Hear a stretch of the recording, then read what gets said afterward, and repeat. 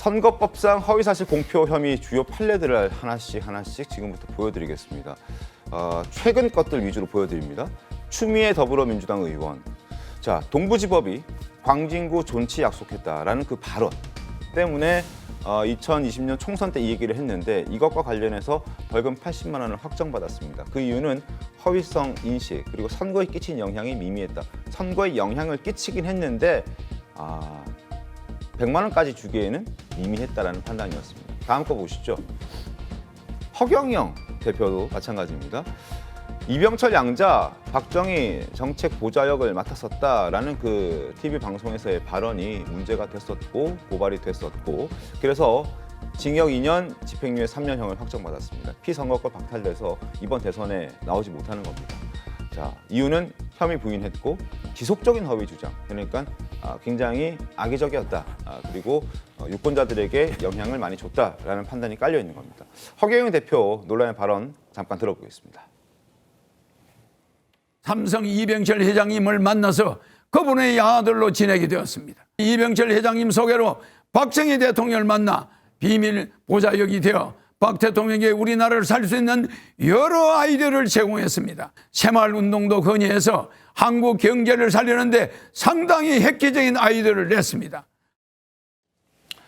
자, 조윤선 변호사님, 뭐 이런 얘기들이 이제 나옵니다.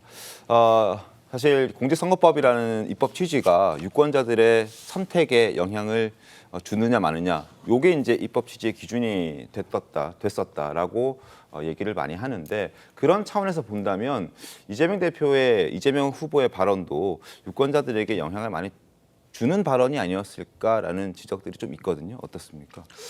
일단 지금 이 사례로 소개한 사건들과 이재명 후보의 공직선거법 사건의 그런 사실관계는 조금 다른 면이 있죠. 그렇습니까? 이재명 후보가 지금 했던 발언 자체는 일단 기본적으로 우리 공직선거법에서 처벌하고 있는 네. 행위로 구분되지가 않기 때문에 항소심에서 무죄가 나온 사례입니다.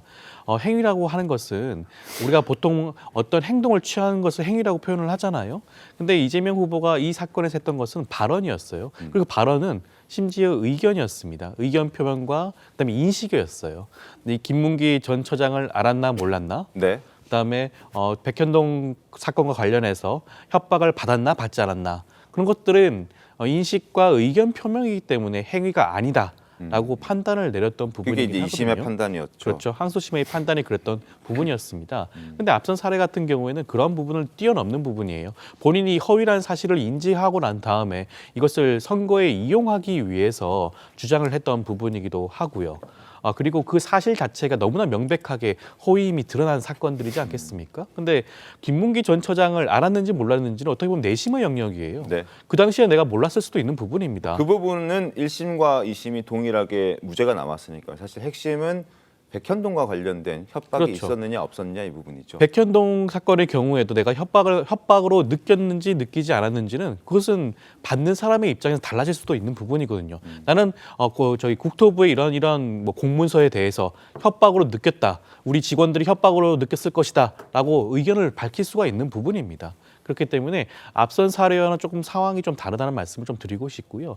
그리고 우리 대법원은 뭐 최근 판례에 따른다고 하자면 폭넓게 표현의 자유를 인정을 하고 있어요. 네. 그리고 심지어 이재명 후보의 경우에는 이 발언으로 당선이 된 것도 아니에요.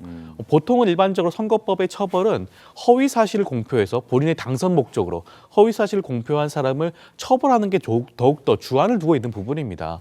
이재명 후보의 경우에는 낙선자예요. 네. 대통령 선거에서 낙선을 했음에도 불구하고 이것을 이렇게 엄격하게 수사를 진행을 해서 기소하고 처벌이 이른다는 자체가 네. 이 공직선거법이 취하고 있는 입법 취지에도 저는 좀 어긋나는 부분도 있지 않나라는 생각도 듭니다. 알겠습니다. 표현의 자유가 더 중요하다.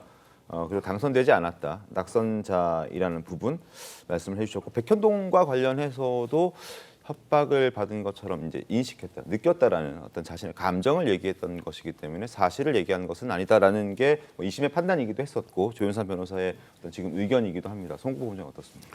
그 인식의 영역이다, 아니면 가정된 의견 표현이다, 협박을 받았다고 한 것을 가정된 의견 표현이다 이렇게 이야기하면은 앞으로 공직선거법상의 그 허위사실 공표죄는 없어져야 돼요. 없어져야 되고 이것의 기시감이 하나 있는 것이 2020년에도 그때 그 경기도지사 선거에 나와서 똑같이 허위사실 공표죄로 기소가 돼서 네. 2심에서 유죄를 받았습니다. 300만 원 벌금 네. 유죄를 받고 대법원에서 무죄 취지로 파기환송됐는데 그 사건이 바로 권순일 대법관의 뭐 재판 거래 의혹이 네. 있는 거죠. 그 검찰이 수사를 하고 있는 사안입니다. 자, 그런데 그때 나왔던 그 논리가 뭐였냐면은 표현의 자유가 숨쉴 권리였어요. 네. 공간, 표현의 네. 자유가 숨쉴 공간이라는 이야기를 했습니다. 네. 그리고 또 소극적 거짓말을 이야기했어요. 소극적 거짓말, 적극적 거짓말을 나눠버렸습니다. 네. 그렇게 하고 지금은 이제 그것을 비슷한 그 형태로 해서 가장된 의견 표현 이렇게 한다면은 선거법상 허위사실죄로 그 처벌을 할 수가 없게 된다고 저는 보고 네. 그리고 또 하나 지금 이번에 최은정 그 고법재판부에서 무죄를 그 선고를 하면서 그때 당시 2020년에 그 판례를 인용을 했습니다. 그런데 그 어떻게 제가 일반적인 법조인은 아니지만 일반적으로 생각을 할 때 네. 같은 이재명 그 피고인의 사건이에요. 같은 이재명 피고인의 사건에서 그 대법원에서 2020년에 그 판결을 내린 걸 그걸 같은 이재명 피고인의 사건에 그 기존 판례를 적용을 해서 무죄를 선고를 했단 말입니다. 그런데 문제는 그 판결에 대해서 그 어떤 그 재판 거래가 있었다는 수사가 진행 중인 사안이에요. 그런데 그 판례를 이번 판례를 같이 적용을 하고 그 말만 좀 용어만 다르지만은 비슷한 이야기예요. 적극적 거짓말, 소극적 거짓말. 네. 뭐 표현의 자유가 숨쉴 공간 이거나 지금 인식의 문제다. 뭐 가정된 의견 표현이다. 말만 다르지만 똑같은 취지거든요. 그래서 저는 이번에 대법원이 판결을 내릴 때 아마 그 확실한 판례를 만들어 줘야 된다고 봅니다. 그렇기 때문에 이번 그 재판 연구관들이 네. 한 10명 이상이 지금 투입이 됐다 하지 않습니까? 그래서 아마 기존 그 판례를 뒤집는 그런 결론을 하나 내기 위한 시도가 아닌가도 싶습니다. 알겠습니다. 한번 지켜보죠. 자, 5년 전 2020년 대법원의 판단 화면으로 준비했습니다. 함께 보시죠. 선거법상 허위사실 공표 혐의 주요 판례 중에 하나, 대표적인 판례죠. 친형 강제 입원 의혹에 대해서 2018년 지방선거 TV토론 당시에 그런 적 없다라고 했던 저 발언. 2심에선 벌금 300만 원 나와서 이 형이 확정되면 경기도지사직 상실이고 앞으로 피선거권 없어서 대선에 출마할 수 없었는데 대법원이 무죄 취지 파기환송했고 결국 2020년 10월에 최종적으로 무죄로 결론이 났습니다. 그때 이유가 의도적 왜곡 아니면 허위 사실이 아니다. TV 토론에서 즉흥적으로 나왔던 발언이기 때문에 이건 의도적으로 거짓말했다, 왜곡했다라고 볼 수 없다. 그리고 표현의 자유가 숨쉴 공간도 있어야 한다라는 이유로 그리고 표현의 자유를 폭넓게 인정해준 판례로 남아 있습니다. 당시 김명수 대법원장 목소리까지 이어서 확인해 보겠습니다. 그러므로 후보자 등이 후보자 토론회에 참여하여 질문 답변을 하거나 주장 반론을 하는 것은 일방적으로 허위 사실을 드러내어 알리려는 의도에서 적극적으로 허위 사실을 표명한 것이 아닌 한 허위 사실 공표죄로 처벌할 수 없다고 보아야 합니다.